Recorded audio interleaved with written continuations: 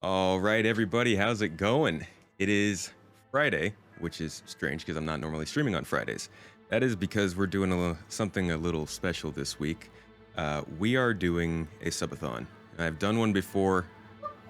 It was a while ago, and I feel it's time for another one. So today I'm actually going to start it out with a live recording of my podcast. We haven't done this before. This will be the first time, and it's a bit of an experiment. It's going to be a first try. We'll see how it goes, and we might start doing this more often if you guys like it. But today I have with me Nicou, who is a Elite Dangerous content creator. He's been doing it for a long time. In fact, actually, Nicou, why don't you tell us a little bit about what you've been doing for Elite Dangerous? Yeah, hello everyone, thank you. For Elite Dangerous, I've been playing since 2015, early 2015. Hold on one second. Sorry, I've got you double. Can you open the browser page for your camera and mute it? Is it muted? Is it muted now? Okay. Check. Double. I think you're good. Are you guys hearing double?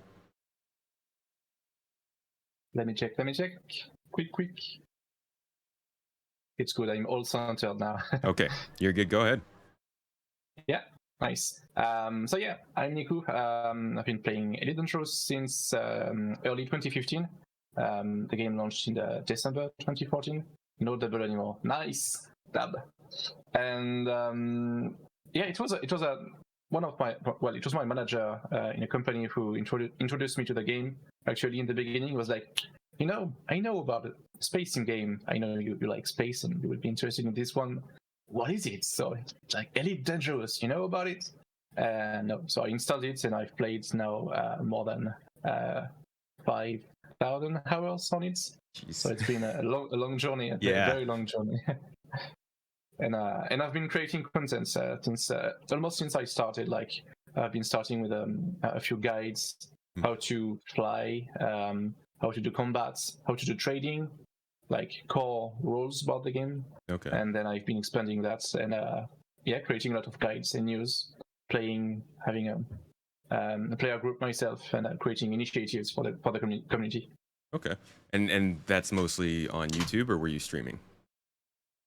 It's mostly on my website and Discord. A few news on Twitter, and I'm doing Twitch live streams as well. Okay, gotcha. So it's a lot of written content. Yeah. Okay. Mostly written content. YouTube, I've started a bit. I made 4 videos, I think. Mm-hmm. It was mostly for a few news.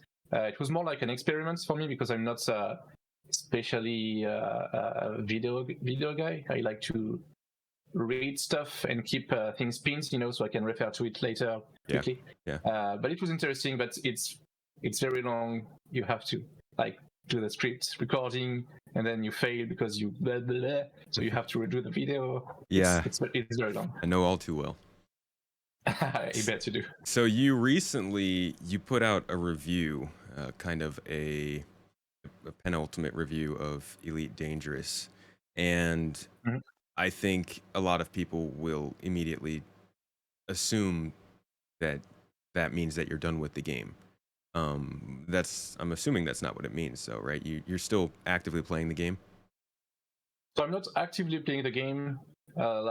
Sadly, like many content creators and many players, obviously not everyone. I have slowed down the pace of my gaming with Elite. Mm-hmm. I am waiting for more stories. We have live stories like every Thursdays, and just waiting for more stories to live, to get new adventures. I see. Okay. But it's more like a split between what it was and what it is now. Things I don't really recognize anymore, to me at least. Yeah. And I think it resonated a lot with a lot of content creators who shared the article, and many players as well. So it is what it is. What you said there, I've actually heard, just to kind of jump right into what's been going on with Elite Dangerous lately. I've heard that sentence a few times now, that the new expansion for Elite Dangerous feels like it's a separate game from the old one. And I think that's something that you had said in your review. Is that was that not part of what was planned? Was it supposed to feature everything that is in Horizons? Was it supposed to kind of just meld with everything else, or were they originally advertising it as like a standalone sort of thing? So what I expected was like more of gameplay loops between Odyssey and Horizon, and they really like there really is a split between Horizon, like all the content before Odyssey, and Odyssey, and how to phrase this one. So what was the question again? Really about this one? Well, I was just wondering, given what was revealed or what was given to everybody, a lot of people seem to be unhappy with what happened with Odyssey. And I was wondering, was the advertising a lot different than what was given? So not really. They really say that we could play on foot and with our vehicles and the spaceships as well. We could play together. The thing is that we can do that.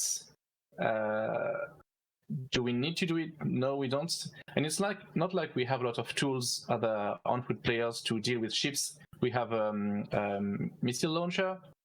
It's mostly against like packs of enemies on foot, and if you want to use it against ships, it's not that useful, and it's very hard to aim because the ships are very fast, obviously, and you don't have any tracking on that rocket launcher. The other weapons are not that good, so it's like you can do it, but can you do it? Yeah, It's a bit difficult. Yeah, that's why there is a split. For years and years, maybe almost 7 years now, we were always like playing as the ship, and now we can play as the commander in the ship. And as soon as we are on the surface or in the stations, we don't recognize the game anymore. It feels like it's something else, and it's not that good. There's a lot of grinding as well. I think they are over exaggerating the grinding in game. We have a lot of things to farm. So. Yeah, I've actually. So I have a question. I hear so much about engineers in Elite Dangerous, but I've never actually learned what exactly they are. It sounds like there's some kind of they're like a special character that buffs your things in game, right? So yeah, the engineers they've been introduced with the first expansion, Horizon. And they are NPC character in game that you can unlock with a special materials. And materials are items that you must farm. Like for example, you have to find a signal in space to go there, and you will find a few things, maybe a few pirates, or just signals that you can scan to get data, or items that you can collect to get manufactured materials. And all of these different materials can be used to upgrade your equipment. So previously it was only to improve our ships. So get three piece of armor, 5 of these, 1 of these, 1 antimony, 2 iron. And with all of these materials you can like jump farther, because in Elite Dangerous you jump from system to system. And you can like jump farther, get more armor, regen your shield quickly. A lot of very useful improvements, like mods for your ship. And we had new engineers for Odyssey, and so it's like 9 new engineers, and they are improving only our suits, because we have new suits now for combat, scavenging, and exploration. And the improvements are not. A few of them are interesting, like getting deeper pockets to stock more materials, or more power to stay outside more longer. But most of the mods are not that useful. And this is something that's viewed as generally a grind. It sounds like it's mostly received negatively. Yeah. So yeah. It's received negatively because for many years we had to a bit exploit the game, because when you log out of the game and then log back into the game, you can make the materials respawn, so you get in the same instance you see the same materials, you collect them, You get log them out, again. log in, Right. Yeah. you get them again, and that's how you get materials quickly. You cannot do. You can just don't do that if you don't want to, but that really adds maybe thousands of hours of gameplay because you have to find another system. It's really RNG generated content, and it's a hassle just to move from A to B to find it. Oh, you don't find it, it's very difficult. Sometimes I see players, even myself, waiting 6 hours just to find something you really are looking for. So you just log in, log out, log in just to get the materials. It's much easier. And yeah, you have to get a lot of these materials to mod your ships. It has been improved over time. Okay. At first, we were collecting only one item, you get one material. And the updates, maybe 3 years ago, 4 years maybe, it was like you get one item, you get 3 materials. And I think they should increase that amount a bit, or just decrease the overall amount of materials we have to grind to get the actual mod. That should be a bit better. Well, along with kind of where people were unhappy about that, and this is sort of the trend I was getting when I was reading your review. It seems like a lot of small things have been happening over the years. I think a lot of people are looking at what's going on right now with Elite Dangerous and saying, "Oh, well, it was a bad update, so everybody is jumping out of the game," or they're, looking at different options. But the vibe that I was getting when I was reading your review was that this is something that's been kind of building with various missteps, misused, like game systems not really being implemented or half-baked. Yeah, not deep enough, yeah, or maybe not as deep as the community, major part of the community wanted. Yeah, right. And that's something that actually sounds in a way similar to Star Citizen. A lot of people feel unhappy that a lot of things in Star Citizen haven't really moved along quickly enough, or that the things that were said were going to happen haven't happened yet. And it makes me wonder, is Elite Dangerous, do you think they took the right approach in going ahead and making this whole game and building everything before actually considering doing this ship interior stuff now? Because Star Citizen is going about it the opposite way. They're doing a very, very long alpha and still having the same kinds of problems where, like, they'll say something and you kind of get it, but not quite what you expected, which sounds kind of like what was happening with Odyssey. Which strategy here do you think is working better?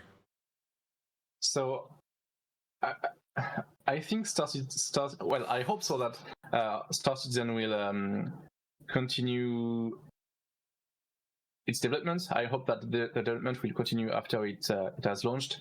Like, for example, new stories, new systems to discover, many things to happen. Because if they just prepare a longer alpha and then beta and then launch the game, here you are, you got everything you have.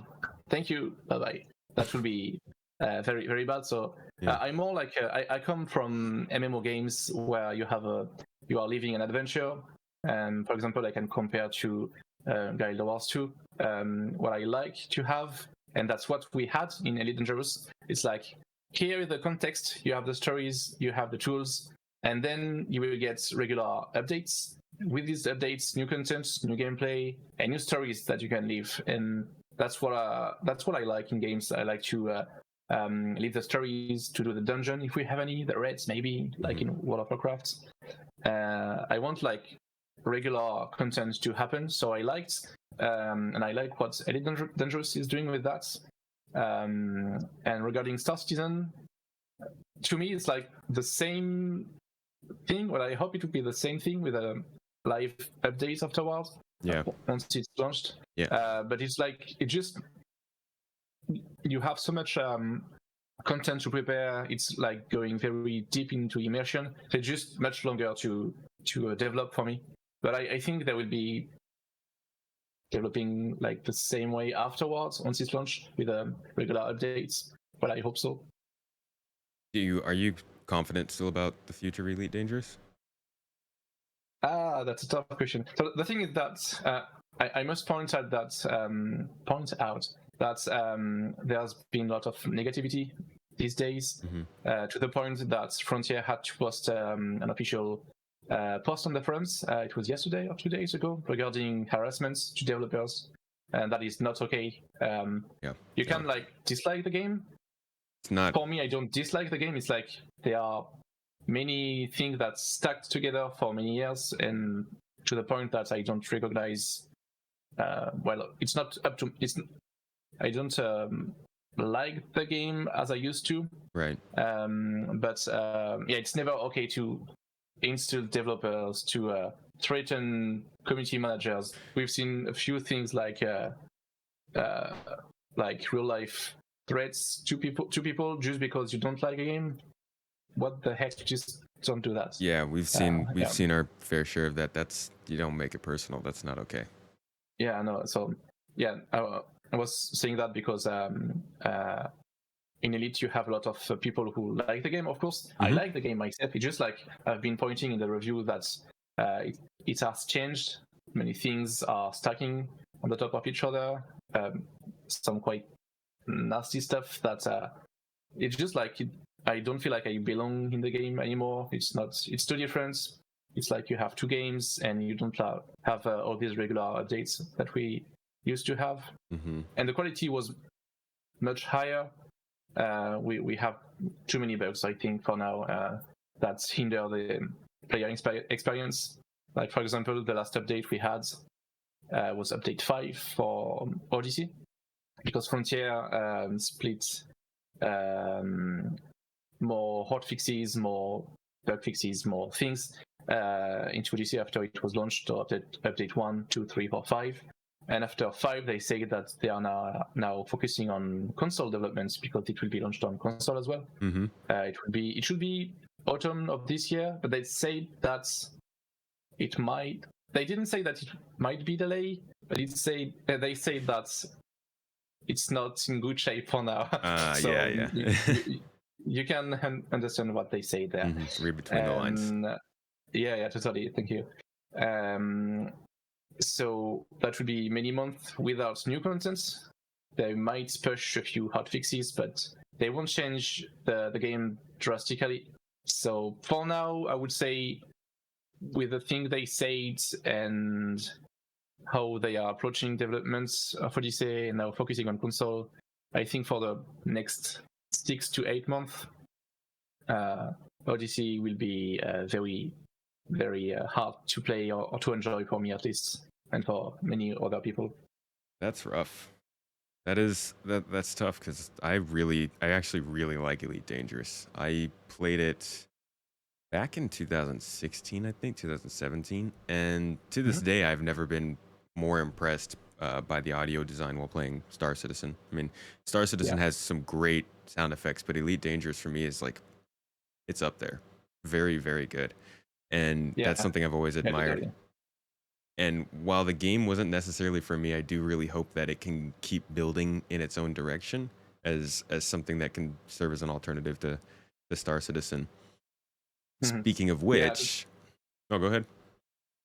No, I was about to say that if you are a new player, you can totally find excellent adventure to live in Elite, because you can buy just Elite Dangerous. It will contain like Elite Dangerous base game plus Horizon plus Beyond, and you can like do so many things in there. You don't have to buy Odyssey and to go on foot. The experience is not great. The performance is not great. The content is meh. So you can just take your first ship, buy the game. I think right now it's like $5 something, and you can have thousands of hours in game. So just go ahead. Yeah, there are a lot of things to do in game. Just don't wait for Odyssey, and that's it. So it's definitely thousands of hours, right, of content that you're getting just from those first two DLCs. You don't have to get Odyssey. You can wait. It's kind of like in a more stretched out version. It's like the Star Citizen PTU versus live conundrum. You could just skip the PTU and wait until it goes live for a little bit better experience. Have you been playing Star Citizen? Yeah, a lot. Actually, I've been following as well since the beginning. I have I sent you a screenshot earlier. I was like, maybe we will talk about that. I have a Merchantman, a Karak, and Gatak, Raylan, Car2All, Banu Defender, Stantokiai, Hurricane, Hawk, Lion Core, and an Ox. So I'm not that involved. Like I don't create content for Star Citizen, but as a player, I really follow everything they are doing. I like how close to the community they are. They have to be close because the game is in development right now. Yeah. But yeah, I play Star Citizen myself. So you let me see if I can. Give me 1 second. So you have a Merchantman, a Rylan, a Car2All, Banu Defender, a Santok Yai, a Reliant Core, and a Nox. Every one of the ships I just mentioned is either alien or has alien technology in it. Is that a focus for you? So yeah, in game I would like to be kind of a diplomat because they are developing languages like Xi'an, Banu as well.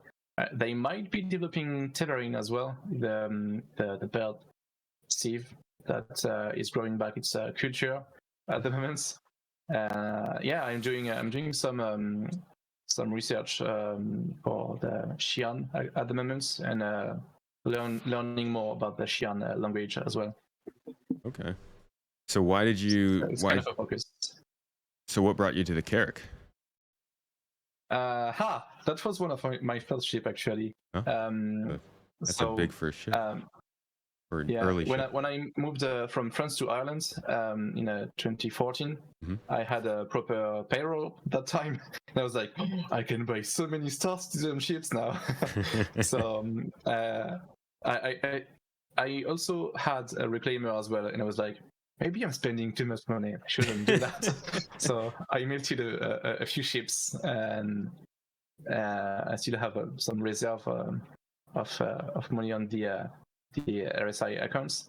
Little store so credit. Yeah, mostly, yeah, exactly, and mostly alien ships, just to develop more Xeno gameplay, a bit like Elite Dangerous. I've been very involved into Xenos research. If you have the Thargoids and the Guardians in game in Elite Dangerous, and we had a lot of mysteries and deciphering to do. We had to find Thargoid bases and ships and Guardians, relics, and a lot of stuff. It's very, very intriguing and very interesting. And I'm really passionate about alien stuff in game and languages, and hopefully RSI can develop interesting stuff about aliens. So I can use my language skills. That's something really cool. I like that. I like that Elite Dangerous did that. I'd love to see that in Star Citizen because, as far as we're all aware, or at least our experiences are basically all written in text. With the alien races, we do get to experience some of their ships, but even the ships have not really been big, like the Ryland you have there or the Banu Merchantman. So the smaller ones, while they give us a good idea of the feel and designs and the shapes that each race or species goes for, they don't really tell us that much lore-wise. Like, they don't really develop the story. So I cannot wait for, like you said, missions where you have to decipher things or find something or go into a different system. And I'm quite surprised to hear that CIG is actually working on aliens right now. They've been really developing over the last year. It's earlier than I expected. Yeah, and the guy who developed these languages is very talented. It's his job at Rocket Space Industries is developing languages, and he's under NDA. But he told in the Technolinguist channel that he's developing a new. Well, developing is onto a big thing for Xenos. He can't say anything, of course, because it's under NDA. But they are still working on it, so it means like there is an interest from the community, and RSI saw it, and they want to push things further. Maybe with the Tethering, we'll know more about them in the future. But yeah, I hope like to read stuff on the wall, and then you can, the text on the wall say push your finger there, and then you can open a door. flavors, things that make you think, good thing I know some Xi'an words. Yeah, You know? yeah, rewarding you for that investment you made. Yeah, exactly. And I feel exactly. like that's a big part of the philosophy of the game that I think attracts a lot of people, because that happens in other places, or at least that's what they're shooting to make happen. You know, the idea of things being skill based, and depending on you actually knowing what you're doing. Yeah. I think we could expect to see something like that when it comes to xenolinguistics as well. Yeah, totally. I was pushing myself maybe too far, like dreaming a bit more. But as you can speak in game, I was wondering, do you know the scene in the Lord of the Rings where Gandalf is in front of the dwarf door and he's like melon, and then the door open. Yeah. Do you see that Yeah, scene? yeah. And I was like, maybe we can like get in front of a door or something and speak Xi'an, and then the game will recognize the words, and you can do something that will be very neat. That seems like you know, you could figure out how to do that. I guess it would be, is it worth it? You know, like for making that in multiple places. But I could definitely see that being a thing. Yeah, that would be interesting because there are so many accents and languages in real life, that might be a bit difficult. Yeah. But why not? One man country. We're still not quite there when it comes to voice recognition. Yeah. So a big question I have with this fleet is, which one of these ships is your daily driver? Oh, it really depends on the task. For example, if I'm playing with someone, these days it will be mainly bounty hunting, because I'm trying to get more ranks, titles. You have to get accreditations, to get higher in the bounty hunting ranks. Yeah. And that would be Hurricane if someone wants to jump into my ship, and if not, that will be the Hawk or the Cartual. Okay. I'm really interested in seeing what if the Bandu Defender becomes more useful with this with the new update, with the missile operator mode and the ability for the co-pilot to be doing a little bit more. I'm excited to see if the Bandu Defender really benefits from that. That's supposed to be a big selling point of the ship. Yeah, I hope so. At the moment, you just have to sit there and wait. And sometimes when you're too bored, you can do weird stuff. I remember, because when you sit in the pilot seat in a Banner Defender, you can see your co-pilot on your right or left, because you can drive from either seats. And I was looking at my mate. He was like, I'm going to push this button, and he got ejected into space. And you are losing the canopy that's protecting you. So yeah, they have to put things to do, because I don't want my teammates to push the eject button anymore, please.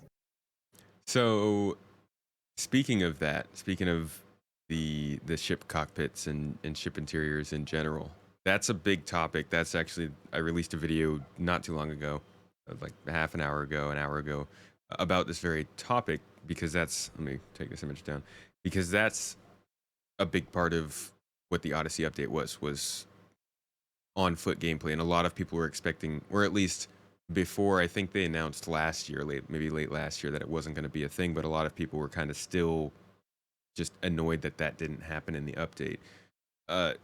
Do you find that to be super important, ship interiors?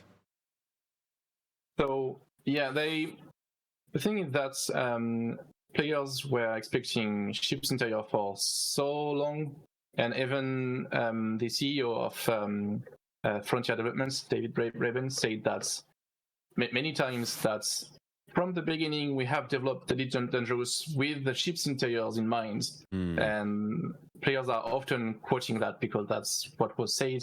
Right. And also we have developed the cockpits, so you can turn around and see things like high definition. It's not like in a game where you can only watch what's going on in front of you. Everything developed in the back will be very low def or things like that. But they have developed like very high resolution things into your cockpits. So everyone was expecting to have ships interiors. And when they say that it was not in their plan, we are like, what? Why? We have so many things to do. And then one additional thing was said live from the community team. It was that we are not adding like cockpits. You can't walk into your cockpit because it's boring to just walk from the back of your ship to the cockpit without doing anything. So everyone was like, "What? Wait!" And now in Odyssey, what you need to do to get into your cockpit from on foot, you have to walk under your ship, and then to teleport from under the ship in front of the cockpit to get into the ship. So you have to walk below it. So it's quite the same. I will have prepared to walk into my ship. Yeah. So, and we have so many things to do in our cockpit, like you said in your video, just to meet, prepare jumps like astronavigations, maybe more multiple stuff to do. Take a sip of a coffee to get more accuracy. It's I all don't know. about the coffee. There are so many things that you can do with a ship's interior. They should have put more emphasis on developing that, I think,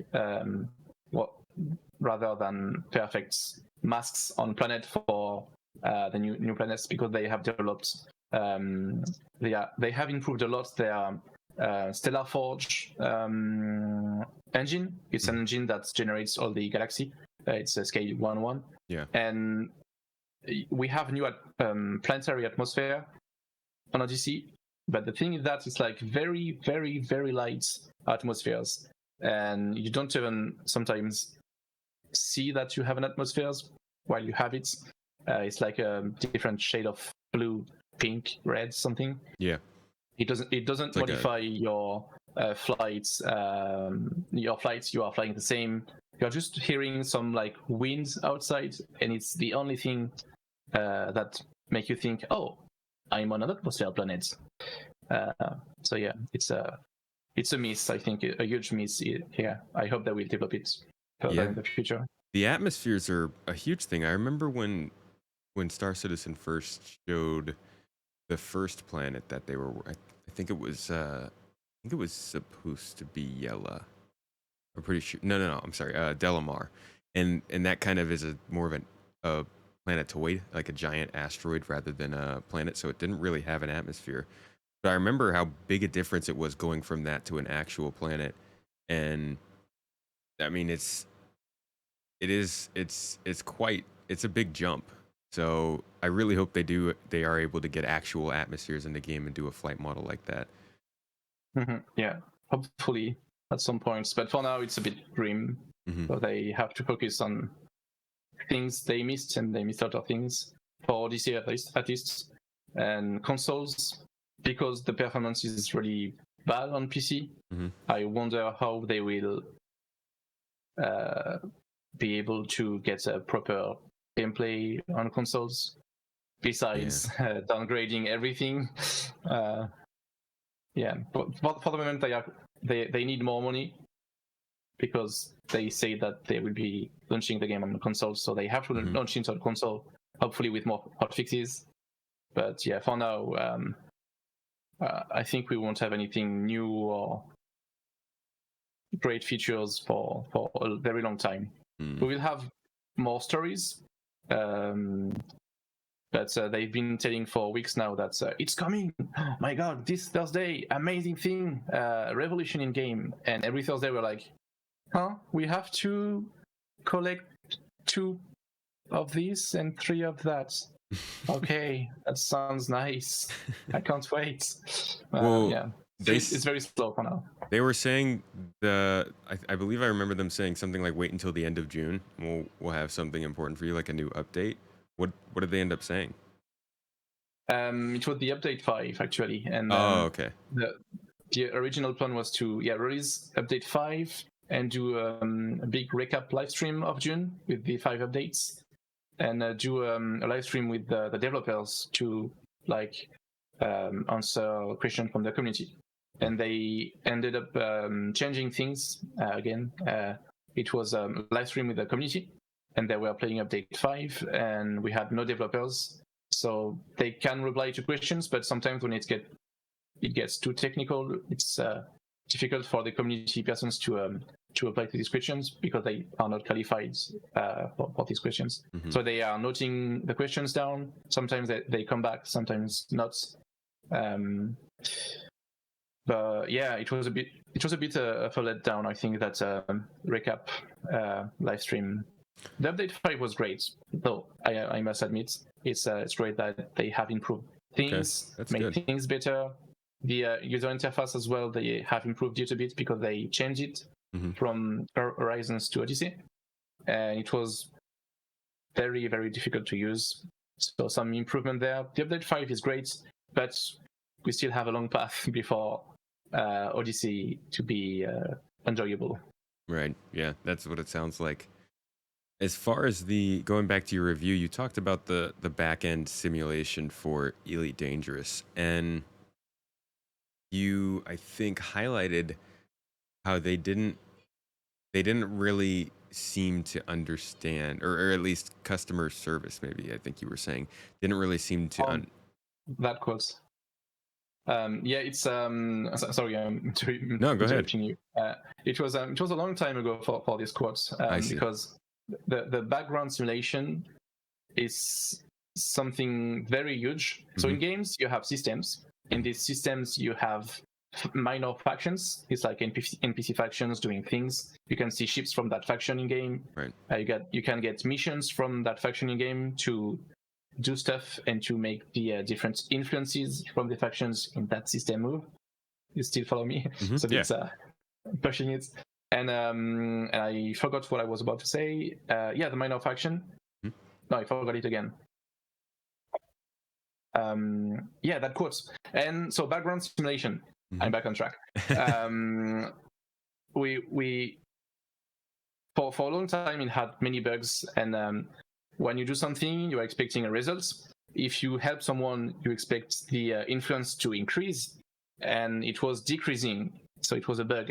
And the BGS, the background simulation, has many of these bugs where you can dive into the game for dozens of hours to do some things, and then you check the day after and it did the contrary. So it's very disappointing. Yeah. So we've been investigating with customer support, and they say that they can't investigate the BGS that much, and that BGS is a mystery, and that's intended.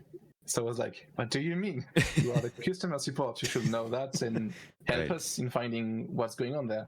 But yeah, I think they don't maybe... So BGS is very, very tricky. But as a company, you must know how it works, I think, or maybe have resources to find how it works to help the customer. Well, in my opinion. So that quote was a bit difficult to get. Yeah, right.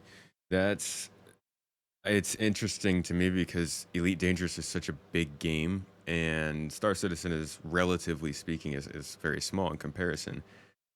And so with how complex Star Citizen's background in infrastructure quantum is, I just wonder what it is that they're doing with Elite Dangerous, because you were saying there were like 12 factions of NPCs in a system, right? 7 actually. You can have between 7 and 9, but when you have 9, you have like a lot of wars to know which of these factions will stay and which one will get out, to get the balance of 7 factions in a system. Yeah, and the background simulation. So everything you do in game is called an action. When you kill an NPC, it will be from a faction. So it means you will decrease that influence from the faction. Yeah. If anything you do will move the influences from the factions in the system. And the more influence you have, the more stations you can have in that system, the more things you can have. And the less you have, the less things you have in that system, and you are not that important. And you could even be kicked out of the system. So that's a dangerous state to be in. And so I say that everything you do have an impact. You have all the actions, and you have missions as well. Missions are given by the factions. It's like kill X NPC from that faction, bring 20 bottles of beers, anything. There are a lot of different missions, and when you do them, you will help your faction. So you will increase the faction's influence. decrease other factions' influences, and it's a tough balance. So there are many data flowing each day in the whole galaxy with everyone touching things. Right. Yeah. Yeah. Okay. That's actually going to be that's a lot. Yeah, that's a lot. But I've been very impressed with what you said. It's a quantum. Yeah. For Quantum. Star Citizen, it's a quantum. Mm-hmm. Yeah, the quantum simulation looks very good at the moment. They are pushing it quite far with trading thing and balance. They can input directly things into the system. It looks great. Yeah. It looks more EVE Online to me that's Elite Dangerous, because in EVE Online everything is like produced by the player. Mm-hmm. You have to get things from the asteroid fields, then you can transform it in an industry, then you can produce modules, ships, and if you lose your ships, you have to go back to the beginning. And I feel like it will be a bit like that in SC as well, with communities that will move a lot of things, states. So yeah, that's a very interesting system as well. I actually haven't played EVE in a while, so I don't know how they do it. Do you play that game, or did you play that game before? Yeah, I'm playing it intermittently. It depends, because it's a second life almost. You have to be there, because if you are in a station, if the station is destroyed, you will lose all your ships and assets. So you have to be careful where you dock. It's very rewarding when you do things nicely, but when you miss things or if you die, it can be really disastrous for your accounts. I've been playing mostly as a hauler, so I'm moving things around for other players to build things, produce materials, and all of that.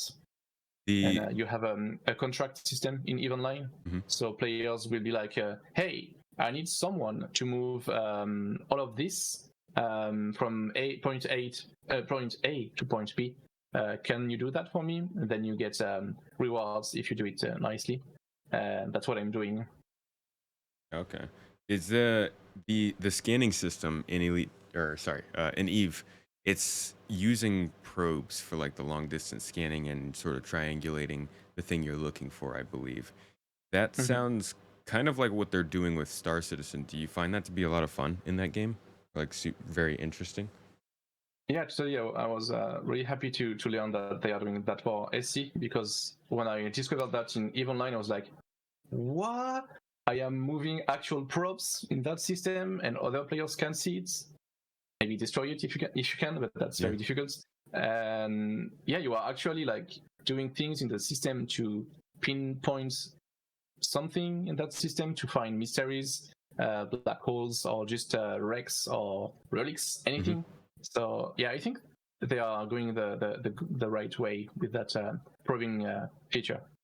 That's promising. I'm very excited for that. That looks really cool. That's like one of the most interesting things to me in Star Citizen. And yeah, what's your preferred gameplay in SC? I'm curious. Well, right now I basically just do a bunch of mining because it's very Mining. easy to do and kind of also pay attention to chat and relax and all that. But I want to be an explorer and a data broker. Those are my two things. So, Nice. yeah, which So are still a ways off. Yeah, totally. Because they are working on hacking for that data, so yeah, so we'll that be might closer than we think. yeah, that might finally, and then the long distance probing, like they were saying, early next year or at least mid next year, we might be able to expect it. So possibly end of next year, maybe I'll actually be doing what I want to do. We'll see. Yeah, cross fingers. And what would be your preferred gameplay? I think that's a good closing question. What would be your preferred gameplay in SC? What do you want? You were talking about hauling in EVE, but so yeah, that might be weird, but I love hauling stuff from point A to B. It's relaxing. You can have danger on the road. You have to be careful. So it's not like just moving stuff from A to B. You have to watch your map, do the scanner thing. If you are attacked, you have to get ready with your shields. If you have teammates, it's like everybody on the bridge, get ready. So everyone is running to the turrets. It's very interesting. So, Yeah. and you can be like interdicted, thrown out of quantum in SC, a bit like Elite Dangerous. Yeah. So you have to constantly be ready for anything. And moving stuff will impact the gameplay, the game itself, because it will change the trade, the markets, Mm-hmm. and other things in SC. I think from the quantum system they are developing, it's quite a deep feature. Yeah. But yeah, Polar, Diplomats, and I will be focusing on Xenos stuff if I can, like mostly Xi'an and Banu. That's gonna be the hauling is gonna be very cool I because hope so. it's gotta there's gonna be so many different dynamic events that you could tie that into because it's so applied. That's gonna be very exciting, I think, for the people who are into hauling. Yeah, and it's not only about like you're just moving iron from A to B. It's when I say moving stuff, it's like I plan to play in a group of player, and there will be cooperation, mining cooperation. There will be security cooperation. There will be maybe cooperation building actual stuff on the surface, anything. And what I want to do is like move stuff from my cooperation to get a gameplay loop. I want miners, then I will move the things from our miners, then builders will build things. I want a loop. Keep the loop and going. I really like loops. Yeah, exactly. And that is very interesting to me. Yeah, and I think that's a dream with Star Citizen. People want to play every part of that loop and do it with their own hands. It's very important. Yeah. With that being said, Nicou, I think this is a great place for us to close up. This was week 8, I want to say. I believe week 8 of the Launch Sequence podcast.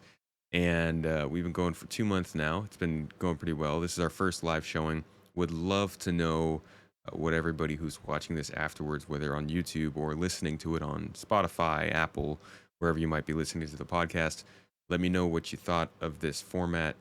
Obviously, you guys on video are watching chat, so you have more to say about it. But either way, please leave a comment, leave a review.